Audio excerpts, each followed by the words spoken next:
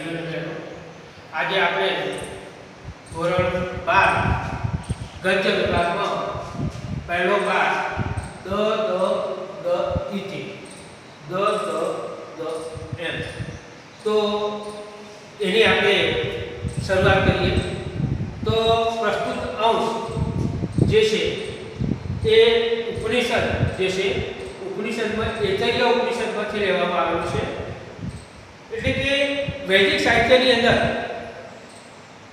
વેદો આર્યણ ગ્રંથો બ્રાહ્મણ ગ્રંથો અને ઉપનિષદો એમ ઉપનિષદો જે છે એ ઉપનિષદો એ છેલ્લે આવતા હોવાના કારણે એમને વેદાંત પણ કહેવામાં આવે છે ઉપનિષદોની અંદર વિવિધ કથા અને દંતકથાઓ આખ્યાનો વગેરેનો ઉપદેશ આપવામાં આવ્યો છે એમાં જે એતૈય ઉપનિષદમાંથી પ્રસ્તુત અંશ એમ કે લેવામાં આવે છે દ ઇતિ તો હવે આ દ એ શબ્દ છે અને આ દ શબ્દના ત્રણ અલગ અલગ અર્થ એના થાય છે તો આના વિશે આપણે જોઈએ કે બ્રહ્મા પ્રજાપતિને ત્રણ પુત્રો દેવો મનુષ્યો અને આસુરો દાનવો તો હવે આ ત્રણેય પુત્રો એમાં સર્વપ્રથમ દેવો જે છે એ પ્રજાપતિ બ્રહ્મા પાસે જાય છે અને તે બ્રહ્માને કહે છે કે અમને એમ કે એક અક્ષરનો ઉપદેશ આપો ત્યારે બ્રહ્મા કહે છે કે દ ત્યારે બ્રહ્મા કહે છે દ દેવોને જે ઉપદેશ આપે દ એનો અર્થ થાય છે દાંપત્ય દાંપત્ય એટલે કે દમન કરવું સંયમ રાખવું એવો એનો અર્થ થાય છે ત્યાર પછી મનુષ્યો બ્રહ્મા પાસે જાય છે અને એ પણ પ્રજાપતિ બ્રહ્માને કહે છે કે અમને પણ એક અક્ષરનો ઉપદેશ આપો ત્યારે બ્રહ્મા તેમને દત્ત એમ કહે છે દત્ત એટલે કે દાન કરો ત્યાર પછી અસુરો પણ બ્રહ્મા પાસે જાય છે અને કહે છે અમને પણ એમ કે એકાક્ષરી ઉપદેશ આપો ત્યારે બ્રહ્મા પણ કહે છે દ એટલે કે દયા ઇતિ એટલે કે દયા કરો આમ બ્રહ્માએ દેવો મનુષ્યો અને અસુરોને ત્રણને દ એમ 10 શબ્દોનો ઉપદેશ આપ્યો એટલે દેવોને જે છે 10 શબ્દનો અર્થ દાંપત્ય એટલે કે દમન કરવું એટલે કે જે આજના આજે દેવો એટલે કે જેની પાસે ભોગ વિલાસના સાધનો સરળ રીતે ઉપલબ્ધ છે એટલે કે આવા વ્યક્તિઓ વિશે આપણે જોઈએ વાસ્તવમાં એક રૂપક છે મનુષ્ય જેટલા કહે છે એટલે કે જે મનુષ્યો જેની પાસે ધન સંપત્તિ ધનવાન જે છે કે જેની પાસે અખૂટ ધન છે એવા લોકો જે છે એમને જીવનની અંદર સંયમ બતાવવાનો છે સંયમ દાખવવાનો છે એટલે કે જીતેન્દ્રિય બનવાનું છે ત્યાર પછી બીજો અર્થ દ એટલે કે મનુષ્ય દ એટલે કે દાન કરવું આજે સંસારની અંદર મનુષ્યની અંદર મનુષ્યો પાસે ઘણું બધું છે પરંતુ એ પોતે જે છે એ બીજા કોઈને આપતા નથી એટલે કે દાન કરતા નથી એટલે કે લોભી વૃત્તિના છે અને એના કારણે મનુષ્યો માટે જે 10 શબ્દ છે દ એટલે કે દાન કરવું એવો અર્થ થાય છે જ્યારે ત્રીજો દ એટલે અસુરો જે અસુરો છે એમને દ નો અર્થ થાય છે દયા ઇતિ એટલે કે દયા કરો આજે પણ સંસારની અંદર ઘણા એવા મનુષ્યો છે કે જેમને પ્રાણી માત્ર પ્રત્યે દયા નથી અને હિંસા આદિ વગેરે પ્રવૃત્તિથી યુક્ત રહે છે એવા લોકો માટે પણ આ દ શબ્દ એટલે કે દમન કરવું સંયમ રાખો દેવો માટે ત્યાર પછી દ એટલે કે મનુષ્યો માટે દાન કરો અને ત્રીજો દ અસુરો માટે એટલે કે દયા કરો હિંસા આદિથી જે યુક્ત છે એને દૂર રહો એવો ભાવાર્થ આ નીકળે છે એટલે કે આ સંસારની અંદર આ જગતની અંદર આવા ત્રણેય પ્રકારના સ્વભાવવાળા મનુષ્યો આપણને જોવા મળે છે.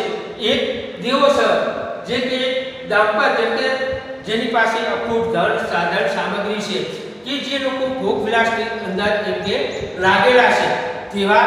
ત્યારે બીજો જે દ છે મનુષ્ય, દત્ત એટલે કે દાન કરો, દનો મતલબ એટલે કે મનુષ્યો પાસે હોવા છતાં પણ બીજા કોઈને આપતા નથી એવા લોકો. અને ત્રીજા કે જે અસુર સમાન છે, દયા કરો કે દાનવ જેમ સ્વભાવથી પૂર્વ હોય છે એમ ઘણા મનુષ્યો આ હિંસાથી મુક્ત છે. આપણે જોઈએ છે આ ગુનામતી હિંસાની વગેરે જે થાય છે. તો આમ ત્રણેય સ્વભાવ પર આ બ્રહ્મા જે છે એ પોતાના ત્રણેય પુત્રોને, દેવો, મનુષ્ય અને અસુરોને દ એમ કહ્યું, એમ કે દાંપત્ય દમન કરો, દાન કરો, દયા કરો, એમ એક અક્ષર દ્વારા જે ઉપદેશ આપવામાં આવ્યો છે. આ ત્રણેય ગુણો જીવનની અંદર આચરી અને સ્વયં વ્યક્તિ મહાન બની શકે છે. આમ 10 શબ્દોનો બોધ એ સ્વભાવપણે જો યોગ્ય સમય સ્વીકારી અને જો આચરવામાં આવે તો વ્યક્તિ મહાન અને શ્રેષ્ઠ બની શકે છે. તો વિદ્યાર્થી આ એ શબ્દ જે છે એ શબ્દના અલગ અલગ અર્થ થાય છે. પહેલો શબ્દ એટલે કે દેવો, એટલે કે પહેલો શબ્દ એ દેવો માટે છે. દનો મતલબ દાંપત્ય એટલે કે દમન કરો. બીજો દ એ મનુષ્યો માટે છે. એટલે કે દાન કરો. અને ત્રીજી વખતે દ છે એ અસુરો માટે છે. એટલે કે દયા કરો. આમ ત્રણેય વખતે આ દ શબ્દનો અર્થ અલગ અલગ થાય છે, એટલે કે દેવો, મનુષ્યો અને અસુરો માટે છે. તો વિદ્યાર્થીઓ આ તમને થોડો ખ્યાલ આવી ગયો છે. હવે આપણે એની પ્રસ્તાવના જોઈએ. તો વિદ્યાર્થી મિત્રો અહીંયા આપણે જોઈએ, કારણ કે તમારે તમારી પુસ્તક જે છે સંસ્કૃતનું પુસ્તક તમારી પાસે લઈને જ બેસવાનું છે. ચલો ન લાવ્યા તો લઈ જાઓ. ચલો વિડીયો જોતા પહેલા તમારી પાસે પુસ્તક રાખો. ઓકે, હા. તો હવે જોઈએ એની પ્રસ્તાવના. તો વૈદિક સાહિત્યનું અંતિમ સોપાન ઉપનિષદ છે. આ ઉપનિષદ સાહિત્ય એક તરફ ગંભીર તત્વચિંતન માટે પ્રસિદ્ધ છે, ત્યાં બીજી તરફ નાના સરસ આખ્યાનો દ્વારા ઉપદેશ આપવા માટે પણ પ્રસિદ્ધ છે. પ્રસ્તુત પાઠ ઐતરેય ઉપનિષદમાં આવતા એક સુપ્રસિદ્ધ આખ્યાનના આધારે સંપાદિત કરવામાં આવ્યો છે. પૃથ્વી પર રહેતો માનવ સમૂહ આકૃતિ વગેરેને કારણે સામાન્ય રીતે જોવામાં આવે તો એક સરખો લાગે છે, બધા મનુષ્ય એક સમાન છે. પણ જો સૂક્ષ્મતાથી વિચારવામાં આવે, સૂક્ષ્મતાથી આંતરિક રીતે જો જોવામાં આવે તો આ માનવ સમૂહ ત્રિવિધ રૂપમાં વહેંચાયેલો જોઈ શકાય. કેટલાક માણસો ઇન્દ્રિયોના દમનથી દૂર રહે છે.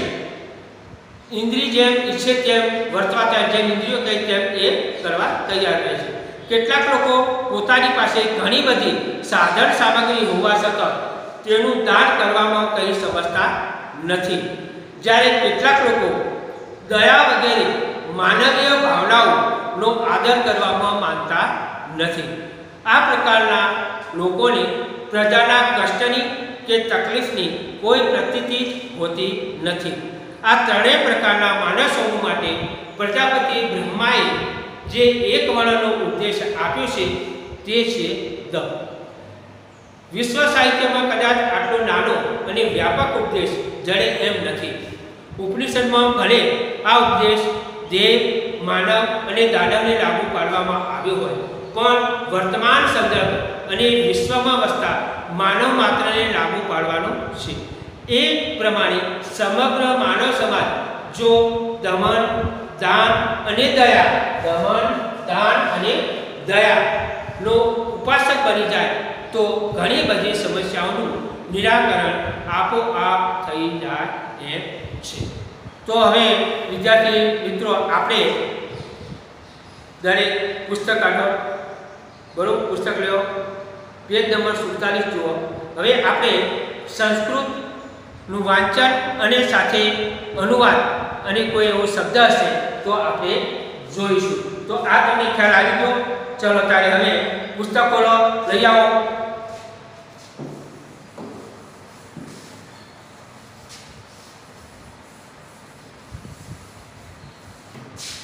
તો હવે આપણે જોઈએ એકદમ બેસિક જોઈએ કારણ કે વાંચવાનું કરું. તો હવે આપણે શરૂ કરીએ છીએ ગદ્ય પાઠ 1. તો ઉપનિષદ અસ્તુ સંવાદ રૂપે અતીવ મનોહરા ઉપદેશા શોભંતે. અતીવ એટલે ઘણા, અતીવ એટલે ઘણા, વધારે એના અર્થમાં. તો ઉપનિષદેષુ સંવાદ રૂપે અતીવ મનોહરા ઉપદેશ શોભંતે. શોભંતે એટલે કે શોભે છે. તો હવે જુઓ આનો અનુવાદ જુઓ.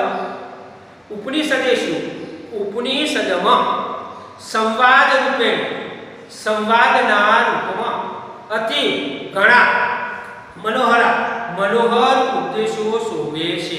તો આખો અનુવાદ શું થાય? ઉપનિષદમાં સંવાદ રૂપે ઘણા મનોહર ઉપદેશો શોભે છે.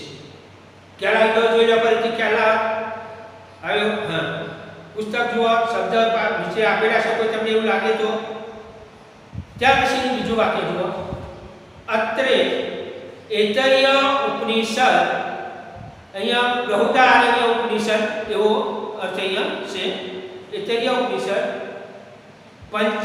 પંચમ અધ્યાય દ્વિતીય બ્રાહ્મણે સ્વપુત્રાન પ્રતિ પ્રજાપતે ય ઉપદેશ ઉપલભ્યતે તત્ર પ્રસ્તુતએ.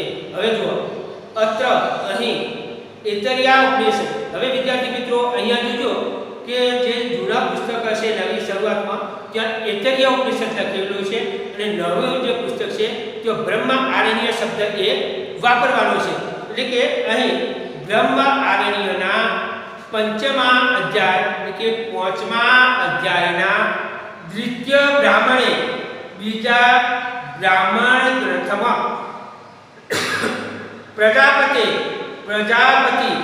સ્વપુત્રાન, સ્વ એટલે કે પોતાના પુત્રને ય જે ઉપદેશ ઉપલબ્ધિ, પ્રજાપતિ સ્વપુત્રાન પોતાના પુત્રોને જે ઉપદેશ ઉપલબ્ધિ આપે છે તદ અત્ર પ્રસ્તુતિ તે અહીં પ્રસ્તુત છે. ફરીથી અત્ર અહીં બ્રહ્મારણ્ય ઉપનિષદમાંના 5મા અધ્યાયના બીજા બ્રાહ્મણ ગ્રંથમાં પ્રજાપતિ પોતાના પુત્રોને જે ઉપદેશ આપે છે ઉપલબ્ધિ તે અહીં પ્રસ્તુત છે. ચલો ખ્યાલ આવી ગયો પહેલા? બરોબર. તો આખું અનુવાદ શું થશે? તો ઉપનિષદમાં સંવાદ રૂપે ઘણા મનોહર ઉપદેશો શોભે છે. અહીં